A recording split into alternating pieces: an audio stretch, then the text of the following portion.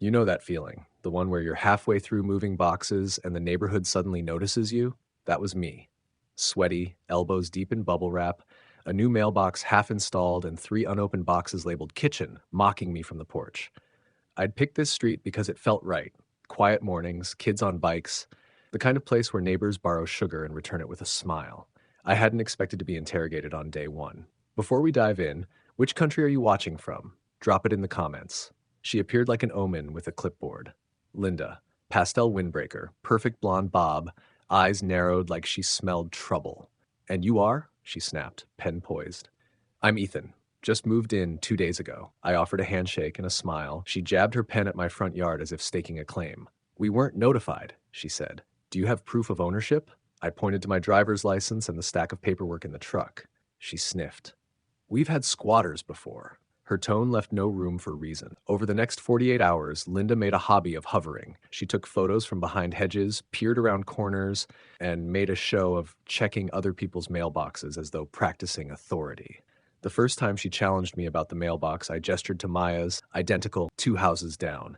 Linda's face flushed. She muttered something about HOA specs and stalked off. On day 3, things escalated faster than I could tighten a screw. I was in the yard when I heard her pacing on the sidewalk, voice rising. She was on the phone. There's a man here who doesn't belong. The small prickle of dread I felt turned real when 2 officers knocked mid-morning. A young one and an older, square-jawed man stood politely on my stoop. Behind them, Linda puffed like a triumphant peacock.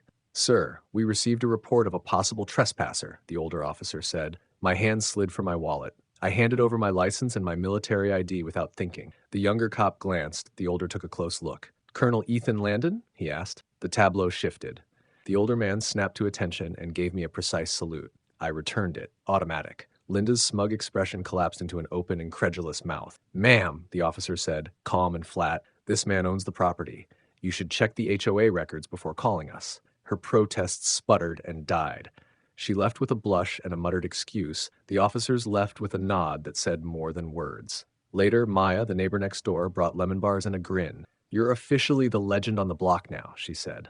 I laughed. I'd barely unpacked the blender.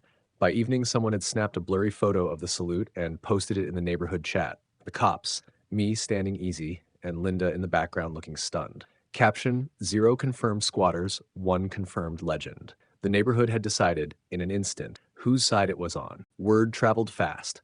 That blurry photo mutated into a meme, then into a neighborhood inside joke, then into a chorus of petty justice. Folks began to nod differently when Linda passed. She tried to recover with forced politeness, handing out HOA newsletters with an exaggerated smile, but the warmth wasn't there anymore. The social ledger had shifted. At the emergency courtesy review meeting called by the board, I showed up because the situation needed daylight. Jerry, one of the board members, opened the floor. I let the email thread play on the big screen. 2 weeks before move-in, subject line clear, timestamps visible. Linda tried to wriggle free with the old I was told routine. It didn't fly. Neighbors spoke up. Someone had heard her on the sidewalk. Someone else had seen her taking photos. Laughter at the table broke out at one point.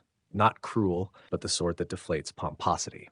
Maya stood beside me afterward, handing out coffee and small welcome cookies to people who'd attended. You should run for HOA president, she joked. I shook my head. I'd come for quiet.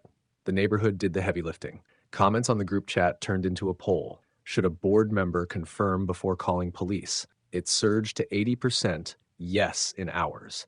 That translated into policy talk at the next meeting. They tightened procedures on reporting and required documentation before escalation. Linda kept trying. She complimented yards with an extra cheerful tone and hovered near mailboxes as if making amends. People were polite, but distant. Kids handed me collected packets of colored chalk with a grin and an audible salute when they saw me.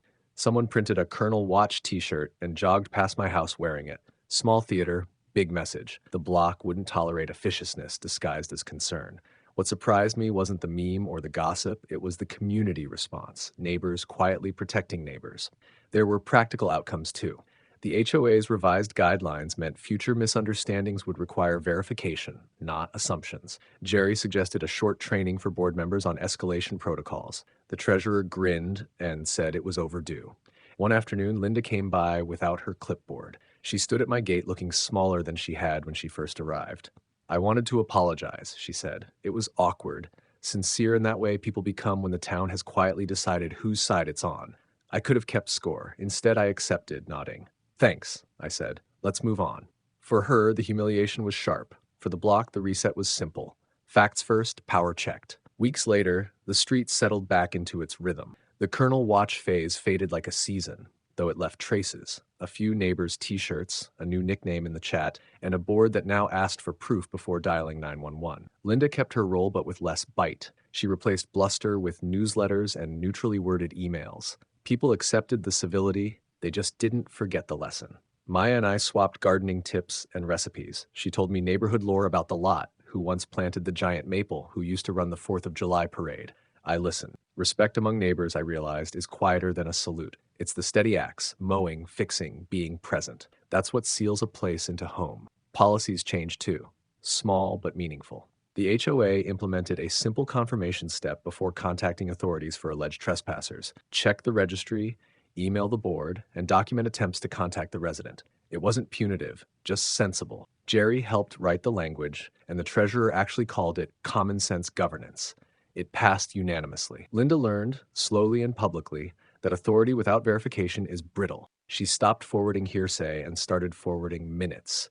A few neighbors said she deserved a formal reprimand, others wanted to move on. The board chose the latter. An official notice to retrain and a public apology framed in the meeting minutes. As for me, I kept fixing the step and installing shelves, and when neighbors stopped by, I'd tell them about the moving boxes and the lemon bars. I didn't run for office. My life outside the cul-de-sac was enough. The salute remained a funny memory, a crisp gesture that told a story louder than any complaint ever could. The final twist wasn't revenge. It was the simple, satisfying fact that the neighborhood now protected one of its own, quietly, consistently, and with a good measure of humor. People still asked about the army. I answered, but mostly I enjoyed the calm. The best wins aren't noisy, they're steady. A neighborhood that notices and won't let small tyrants bully its people.